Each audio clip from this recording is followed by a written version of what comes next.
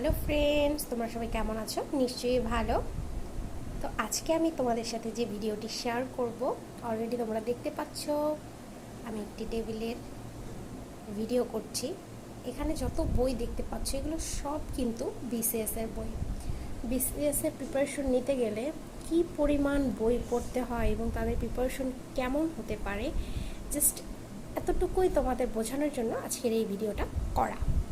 So দেখো, এখানে কিন্তু প্রচুর বই আছে এবং এখানে বাংলাদেশের মানচিত্র এবং টেবিলে দেখতে পাচ্ছ, টেবিলের উপরে কিন্তু হচ্ছে যেটাকে বলে সমস্ত বিশ্বের যে মানচিত্রটি রয়েছে।